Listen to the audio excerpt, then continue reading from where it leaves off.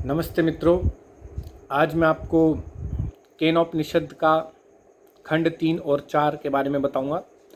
खंड 1 और 2 के बारे में मैं बता चुका हूं पहली वीडियो में, आप देख सकते हैं, जिसमें यही बताया गया है कि हमारी इंद्रियों का हमें जितेंद्रिय बनना चाहिए। इंद्रियों पर कंट्रोल कर इंद्रियों की चीज़ों को भुलाकर हमें आत्म तत्व की तरफ जाना चाहिए, जिसको हम प्रतिबोध बोलते हैं।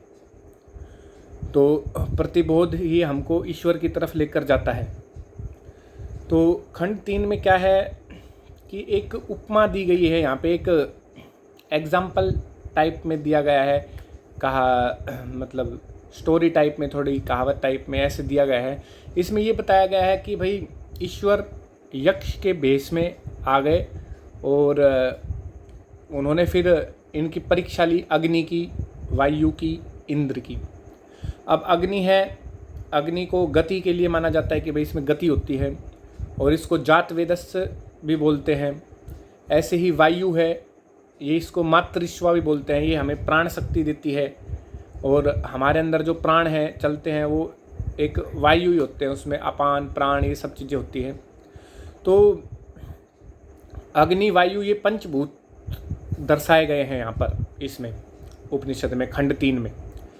तो अग्नि और वायु है, यक्ष के कहने पर, मतलब ईश्वर के कहने पर, तो उन्होंने ये स्टोरी टाइप में मूल चीज़ समझाई गई है। तो आप स्टोरियों में ज़्यादा ना घुसे, मूल चीज़ को समझे कि वो क्या कहना चाह रहे हैं। तो उसमें यही है कि ईश्वर इनकी परीक्षा लेता है अग्नि वायु की, और अग्नि वायु बिना ईश्वर की सहायता से एक तिनके को भी नहीं जला सकती, ना ही हिला सकती। तो इसमें कहने का मतलब ये है, जो विजय की महिमा है वो ब्रह्मा की है, और इसका अभिप्राय यह है जो जड़ चेतन की शक्ति है, जितने भी जड़ और चेतन हम देख रहे हैं इस संसार में, उसके पीछे जो शक्ति है वो ब्रह्मा के कारण है। तो कहने का मतलब ये था इसमें। तो सभी भूत और इंद्रियां ईश्वर की दी हुई है, ईश्वर की दी हुई शक्ति से ही काम करती है। और फिर अब जब अग्नि और वायु ईश्वर को नहीं पहचान पाए और परीक्षा में विजय नहीं मिली, तो फिर इंद्र की बारी आई। इंद्र यहाँ पर जीवात्मा को माना गया है, जीवित चीज़ को, जिंदा चीज़ को, चेतन चीज़ को। तो इंद्र ने उमा की सहायता ली। उमा एक स्त्री का नाम है। इसमें ये मंत्रों के हिसाब से एक वर्णन है, मतलब जो अभिप्राय बताने का ये है ऋषियों का कि भाई ये है उमा। अब इसमें कहने को तो नाम स्त्री का है, लेकिन इसमें जो है वो बुद्धि की उपमा दी गई है। इसमें मतलब बुद्धि निकलेगा कि भाई बुद्धि को ही उपमा बोला गया है। जो हम प्रतिरोध से जाना जाता है, जो बुद्धि से जाना जाता है, उसी को उमा बोलता है। तो जीवात्मा ने अपनी बुद्धि से और प्रतिरोध से, मतलब इंद्रियों को कंट्रोल करके आत्मा की तरफ जाने से उस ईश्वर की, उस यक्ष की पहचान की। तो इसका तत्व ये हुआ। तो अब देखिए, इसमें बहुत ही इंटरेस्टिंग और डीप बात है, अच्छी बात है, वो यह है कि जो हमारी बुद्धि है, योग लगाते टाइम, संध्या मतलब ये समाधि लगते टाइम योगी की जो वो बुद्धि होती है, तो ये बुद्धि का जो काम होता है वो हमको एक विवेक ख्याति तक पहुंचाती है। तो हमको संप्रज्ञात समाधि से असंप्रज्ञात समाधि तक पहुंचाती है। योग दर्शन में मैंने पुराने वीडियो में बताया हुआ है, आप देख सकते हैं, उसमें विवेक ख्याति हो जाती है योगी को। तो उसकी बुद्धि 7 तरीके से सोचने लगती है, प्रज्ञा बुद्धि। तो वो 7 तरीके क्या होते हैं वो भी बताऊंगा। और बुद्धि ऐसी चीज़ है, देखो, जो मनुष्य को अपने अंतिम ध्येय तक, टारगेट तक पहुंचा देती है, ईश्वर तक, विवेक ख्याति तक पहुंचा देती है एक योगी को। और फिर वहाँ तक पहुँचाने के बाद खुद भी खत्म हो जाती है, तो केवल आत्मा बच जाती है लास्ट में, जो ईश्वर से मिलती है, परमात्मा से मिलती है। तो बुद्धि अपना बलिदान भी देती है और बुद्धि विवेक ख्याति भी कराती है।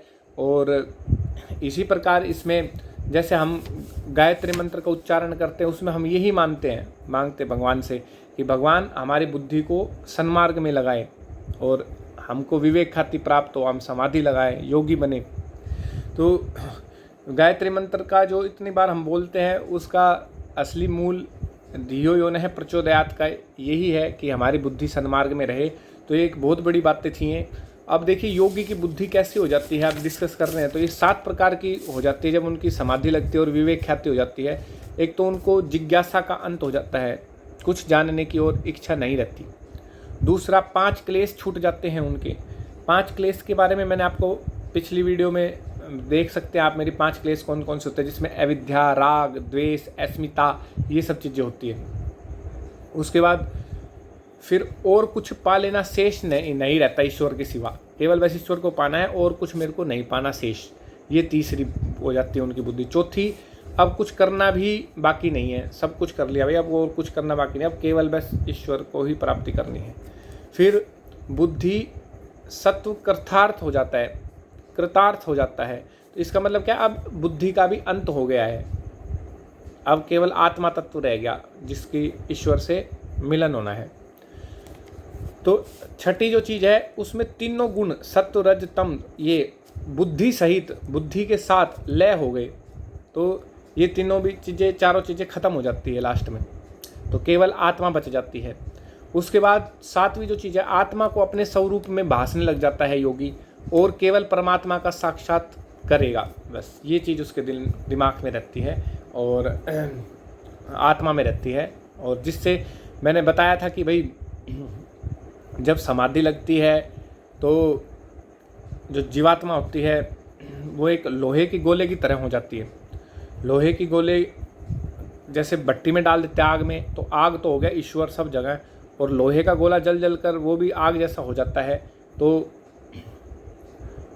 वो कहने को तो लोहे का गोला ही रहेगा, लेकिन वो आग जैसा हो जाता है, तो उसमें ईश्वर की उसमें अग्नि की अनुभूति हो जाती है। ऐसे ही जब हम समाधि लगाते हैं तो हमें जैसे गड्ढे भरे रहते हैं, उनमें पानी रहता है, तो आकाश का प्रतिबिंब दिखता है, परछाई दिखती है गड्ढों में, ऐसे ही हमको ईश्वर की परछाई दिखती है। हमको पूरा ईश्वर नहीं दिखता और ना ही पूरे ईश्वर को कोई जान सकता।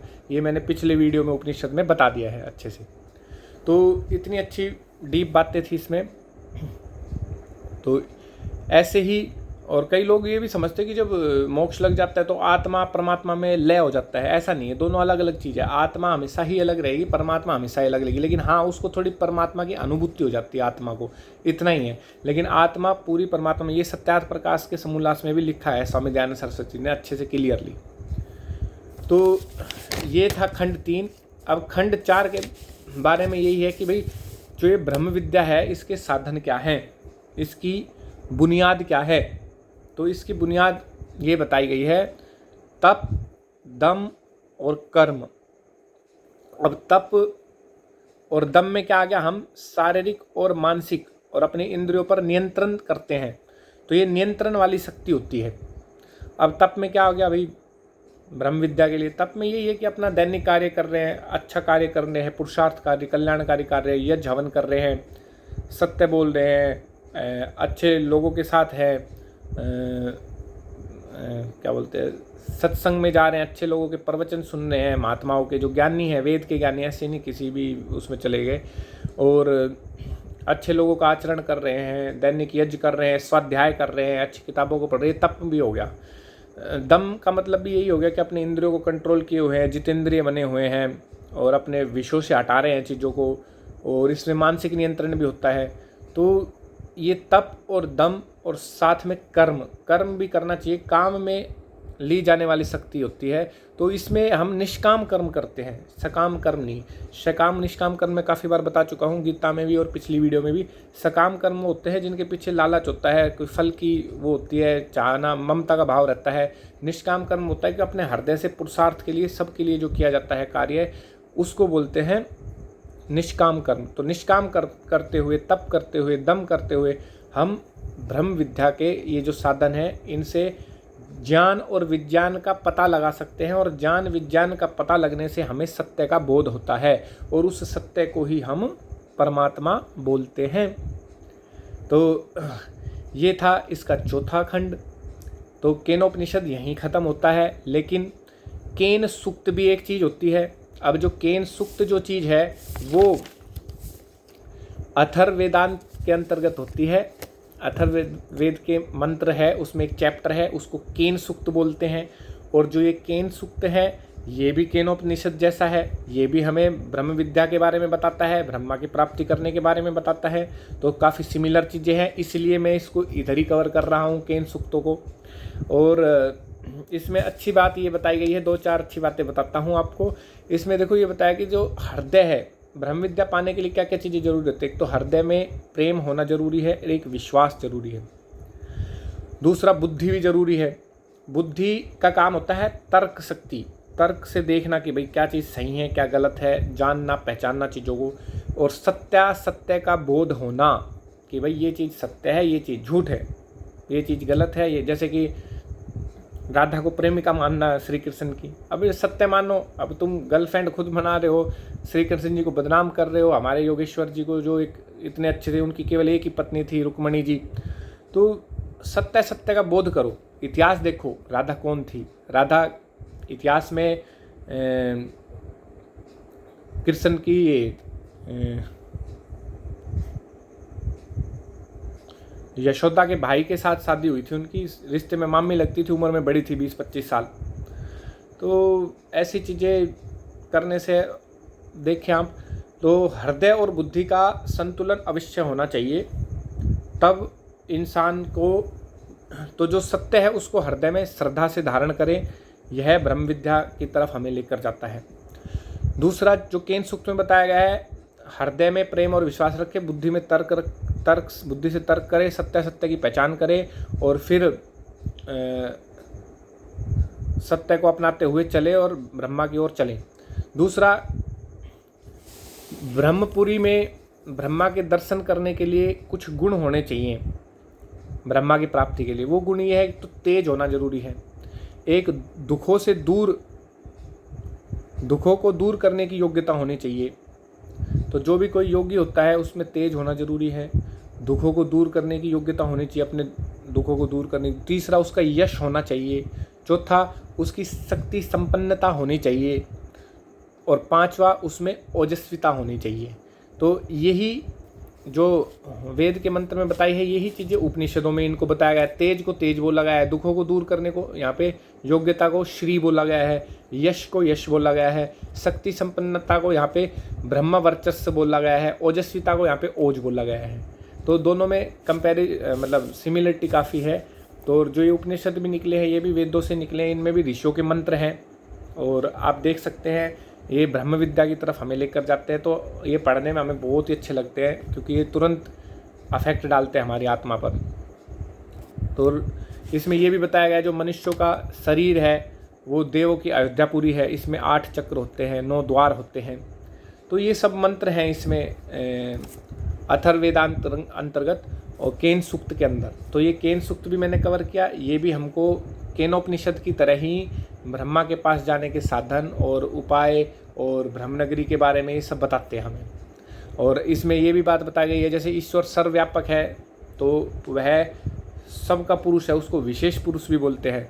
तो हर एक पुरुष को ईश्वर कहने का अधिकार तभी है जब अगर वो ईश्वर की सर्वव्यापकता की सब जगह ईश्वर को माने तो वो पुरुष कहलाने लायक है।